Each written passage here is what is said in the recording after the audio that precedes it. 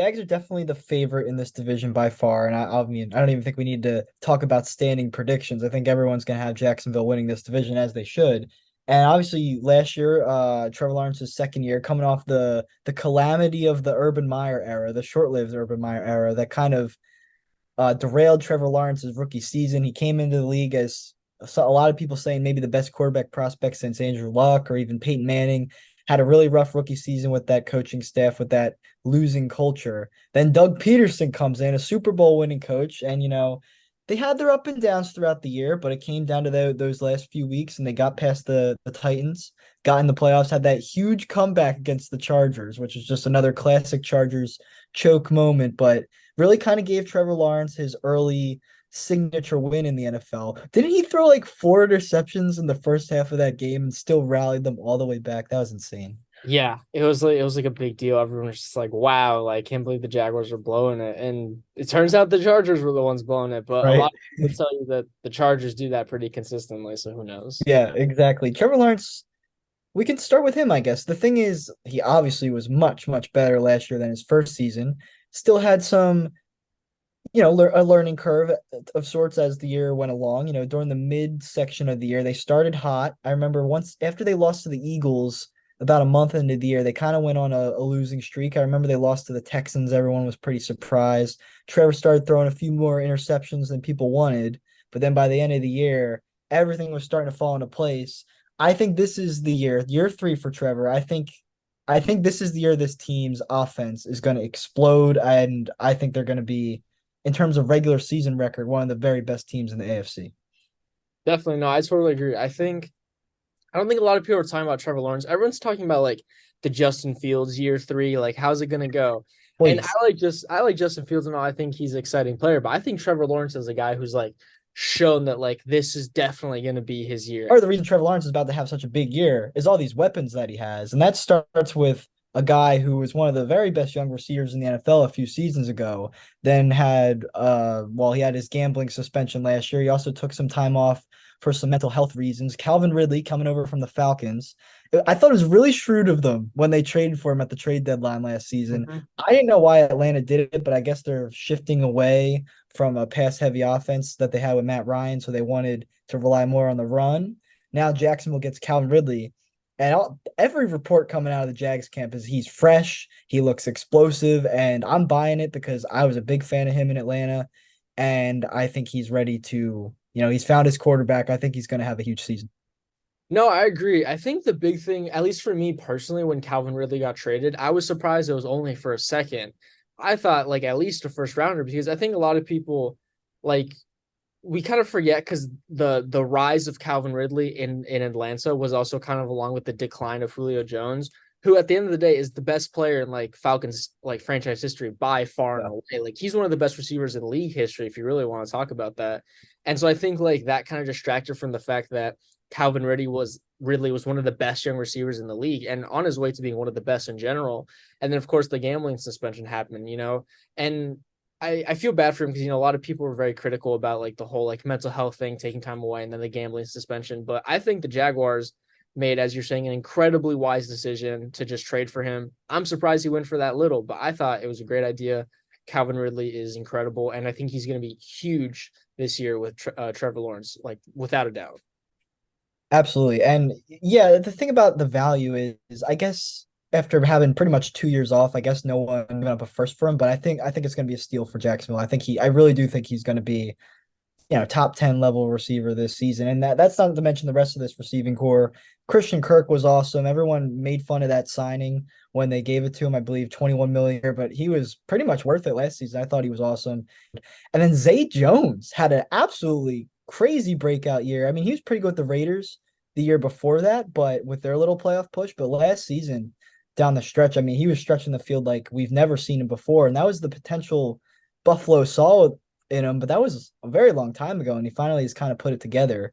And then you throw in Evan Ingram, who I don't know where it came from, but in December, he was going crazy. I think he was the number one tight end in fantasy football in December. So I have Yeah. no clue if he can replicate that, but at the very least, it's another weapon in this offense.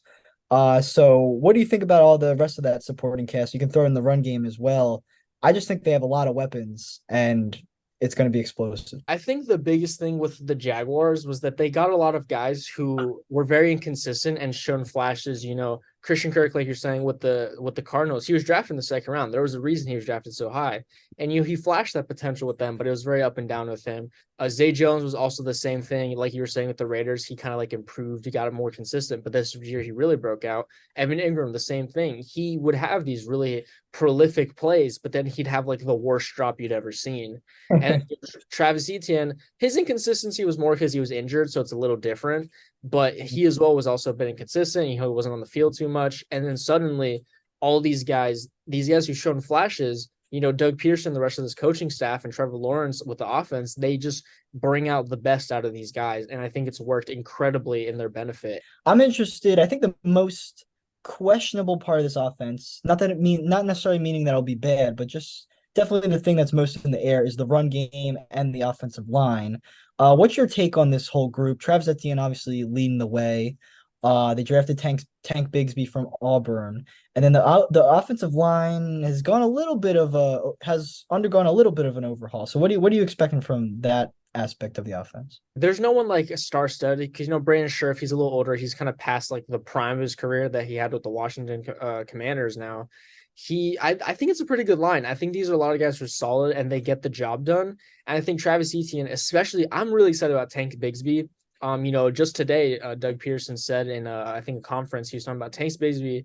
He's probably going to have like an increasing role like the longer the season goes on. So they have a lot of faith in this guy to kind of replace, that James Robinson like role. He was the only thing that was like good about Auburn that Penn State Yeah. game. And he's bringing that to the Jaguars, and I think they're gonna do well. I don't think their offensive line's amazing. It's nothing special, but they drafted Anton Harrison, to replace Taylor. Like I think they're gonna be like middle of the road, like 16th, 15th ranked, but they're gonna get the job done, and that's what really matters for guys like Etienne and Bigsby. So Yeah, I definitely agree with that. Losing Jawan Taylor was big, but at the same time, drafting Harrison, hopefully they're gonna hope he just plugs right in and replaces him. And that's a big ask because Jawan Taylor got a big contract from a good team in KC, so he's a good player. But I don't know. I'm not out here scouting college offensive linemen very often, but everything I've read about Anton Harrison was good. mhm. Cam Robinson is suspended right now, but only for 4 games, PED. So they're gonna hope he just slots right back in after. We'll see what happens with Walker Little. I could see him sliding into that guard spot because I don't know much about Ben Barch, so maybe Walker Little plays some guard as well. But yeah, I agree with you. I think it'll be okay. I think they're going to get the job done. And Brandon Scherf, I mean, he is getting older, but they gave him a huge contract, and he was very good for a while with Washington. So maybe he bounces back, has another All-Pro season this year as well. The thing about Etienne, that's the one thing I'm a little questionable about is just how good can he be? I know he's going to be good, but they're going to hope, I guess, that he can become like a real effective, third down back, catching passes out of the backfield. They're going to want him to be explosive because they used that first round pick on him. Obviously, he played with Trevor Lawrence in college, so they're going to hope that connection really comes to fruition this season. Hopefully with this offense, like all these weapons, it's going to draw attention away from him, allowing him to like really break out and get comfortable with like the role he's playing. So, what do you think about this defense? It's once again, there might not be a ton of like superstar names here, but a lot of guys they've drafted very highly. I guess we could start with last year's number one overall draft pick, Trayvon Walker, who I remember when he was drafted, he was listed as a defensive lineman, but now he's kind of moved over to outside linebacker. I know when he was drafted, it was kind of surprising that he went first, not on draft night, but kind of lead up. The fact that he shifted into that number one pick was kind of surprising. He had some games though where he was effective, and I think he did contribute to winning last year for Jacksonville.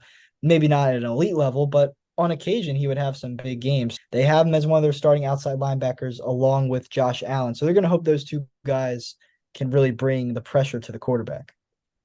No, yeah, I think Trayvon Walker, the reason he was drafted first overall was just like the insane athletic potential he has. And I think that's really what they're banking on. And from my understanding, these like really athletic, pass rusher guys, they're best at an outside linebacker role because it allows them to just really speed rush, blitz heavy. And I think that's really what's going to help with his development. And he's got guys like Josh Allen on the other side, Foyesade Ludicon, he's pretty good in the middle. the Jaguars don't have anyone that super stands out necessarily as like these are superstar, top five player in the league. But they get the job done, which is why they like beat the Chargers. The Chargers, crumbled in the playoffs, and the Jaguars kept chugging along, and that's how they got there. So I think Trayvon Walker, with these veterans on his side, he should definitely continue developing this year. Yeah, it'll be interesting to see how it progresses. When I look at this front seven, especially for Jacksonville, I really think that this defense strength will be against the run because, Josh Allen primarily, I feel like both of their edge rushers actually, if Trayvon Walker continues, like they could definitely get to the quarterback, Mhm. but they both have also kind of flash potential as guys who can get in there, stop the run if necessary as well.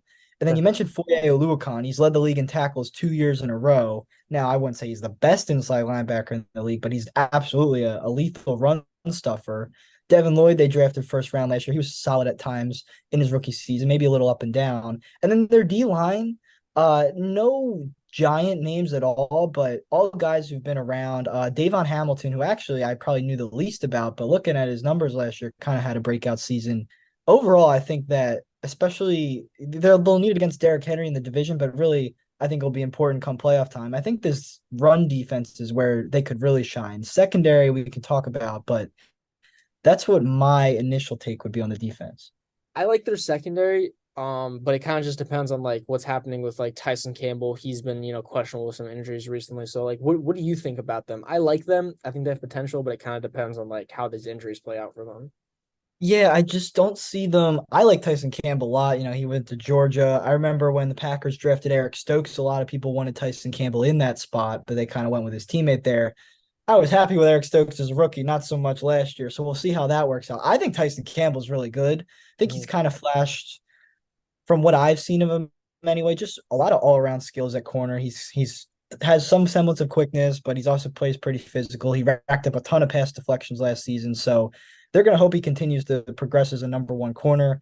Darius Williams, a veteran, used to be on the Rams, kind of had a bounce back season last year, but not exactly a major difference maker at this point. And then their safeties are solid. Cisco kind of broke out last year as well. But I don't know. I just think like we talked about this a little with, I believe, what team was it? The Bills, just in case of if their players can't come back from injuries. But with the Jags, it's just kind of a talent thing. Like if you're going up against Pat Mahomes and Josh Allen and Joe Burrow and maybe Lamar Jackson, you're going to need to be able to stop these lethal offenses. And I don't know if they have. Now maybe Tyson Campbell takes another step and Mhm. can become like an all pro caliber corner, but I don't know. I don't know if he has that type of ceiling. I don't really see him being like a Sauce Gardner level player, but maybe like, some Pro Bowls are in his future. But I don't know. I just don't see this as a Super Bowl winning secondary. That doesn't mean they can't have a good playoff run, but I just wouldn't say this team's really good, but I wouldn't say they're like a top five team in the NFL. No, I totally agree. It's why at the beginning of the pod I was just saying that I think that they're a wild card team, and I think they'll be a really good wild card team. But I think the problem is their ceiling's not as high as you'd like it to be for teams that you think can win the Super Bowl. And I think give them like maybe next year where we see more development out of guys like Campbell and Walker and Devin Lloyd. Not so much Campbell because he's already pretty good, but if he can take that extra step, he's really going to help out Yeah. the secondary. I just think they're relying on a lot of young guys, and that's not necessarily a problem because a lot of them are good. It's just I think some of them still need time in the oven to continue baking, and eventually, I think like next year might really be their year once like these developmental pieces like really, really like find like their fit on the team. Yeah, I agree with you. I think this team can be a Super Bowl contender in the not too distant future, but I don't know if it's quite their year just yet. Yeah. I will say special teams wise, I like what they're doing. They signed Brandon McManus. I think that was a really important signing because they did have Riley Patterson last year, but I just feel like Brandon McManus, he's been in big games. He can play in a playoff environment. I think you can trust him as a veteran. And then Agnew as a kick returner is as lethal as they come. So I really do like just overall, I think this team is pretty well rounded. Just as we said, maybe they don't have enough top end elite talent that you're like, this is a Super Bowl team. But I think, as we said, they're going to win this division. And now we're going to get into the crap surrounding them. The teams the Jags will get to feast on in the regular season.